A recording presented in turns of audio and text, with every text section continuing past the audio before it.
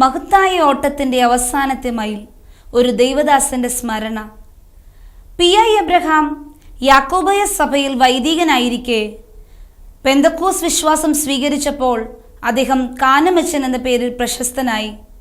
അരനൂറ്റാണ്ടിലേറെയായി പെന്തക്കോസ് മുന്നേറ്റത്തിൽ ശക്തമായ പിന്തുണ നൽകി അനുഗ്രഹീത പ്രസംഗകനും എഴുത്തിൽ അഗ്രഗണ്യനുമായിരുന്നു കാനമച്ചൻ. സത്യം എന്നാൽ എന്തെന്ന് ചോദിക്കുന്ന ഒരുത്തനെയാണ് യേശുക്രിസ്തുവിന്റെ ക്രൂശീകരണത്തിന് വേണ്ടി ദൈവം ഉപയോഗിച്ചത്.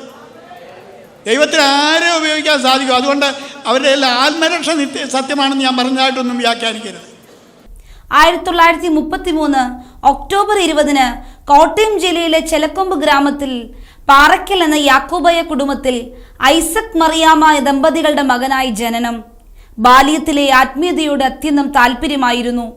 സൺഡേ സ്കൂളിലെ വിദ്യാർത്ഥിയായിരിക്കെ യേശുവിനെ തന്റെ രക്ഷിതാവായി സ്വീകരിച്ചു. 1958 വൈദിക പഠനം പൂർത്തിയാക്കി വൈദിക പട്ടം ഏറ്റുവാങ്ങിയ ശേഷം കോട്ടയം ജില്ലയിലെ വിവിധ പള്ളികളിൽ ശുശ്രൂഷ നടത്തി. യാക്കോബായ സഭയുടെ വചനവിരുദ്ധ നിലപാടുകൾക്കും അന്ധവിശ്വാസങ്ങൾക്കും വിരുദ്ധമായി വിശ്വാസികളെ ബോധവൽക്കരിച്ചു. അതുമൂലം അച്ഛനെ പലപ്പോഴും സഭാ നേതൃത്വം വിസ്തരിച്ചു. സഭയുടെ നടപടികളും ഉപദേശങ്ങളും ലംഘിക്കരുതെന്ന് മുന്നറിയിപ്പ് നൽകി. 1966 കങ്ങഴ ചെറ്റടം പള്ളിയിൽ വികാരിയായിരിക്കെ ഓഗസ്റ്റ് 3 മണിമലയാറ്റിൽ CC മാത്യു എന്ന ജോർജ് സാറിന്റെ കൈവശം വിശ്വാസസ്നാനം സ്വീകരിച്ചു. സ്നാനമേറ്റിട്ടും പൗരോഹിത്യം അച്ഛൻ ഉപേക്ഷിച്ചില്ല. എന്നാൽ കാനമച്ചൻ സ്നാനമെടുത്തതിന്റെ വാർത്ത സിയോൻ കാഹളം മാസികയിൽ പ്രസിദ്ധീകരിച്ചപ്പോൾ സഭ അദ്ദേഹത്തെ പുറത്താക്കി. കേരളത്തിലെ വിവിധ പെന്തക്കോസ് സഭകൾ കാനമച്ചനെ പ്രസംഗകനായി സ്വീകരിച്ച് ആദരിച്ചു.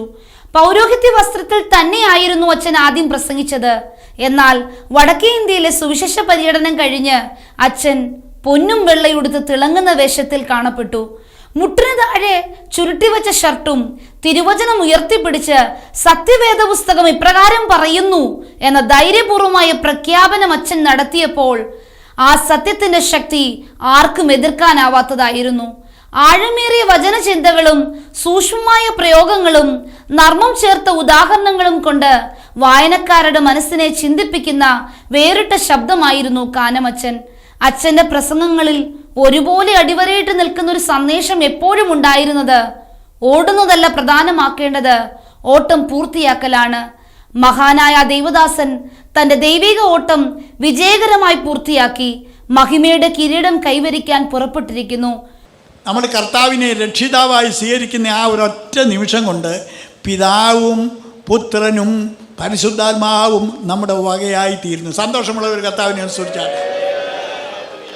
ഈ സത്യം ഇങ്ങനെ ഇരിക്കുമ്പോഴാണ് ചില ആളുകൾ പറയുന്നത് എനിക്ക് ദൈവം മാത്രമേ ഉള്ളെന്ന്. പൗലോസിനോടൊപ്പം കാനമച്ചനും ധൈര്യത്തോട് പറയുന്നു, ഞാൻ നല്ല പോരാട്ടം പൊരുതി വിശ്വാസം കാത്തു, എന്റെ ഓട്ടം സമ്പൂർണമായി പൂർത്തിയാക്കി, അതിനാൽ നീതിയുടെ കിരീടം എനിക്കായി കാത്തിരിക്കുന്നു. ഈ പ്രഗത്ഭനായ ദൈവദാസൻ ഓഗസ്റ്റ് 26 പ്രത്യാശയുടെ തീരമണഞ്ഞപ്പോൾ അദ്ദേഹത്തിന്റെ ജീവിതം എന്നും പുതുതലമുറകൾക്ക് ഒരു മാതൃകയായിരിക്കട്ടെ.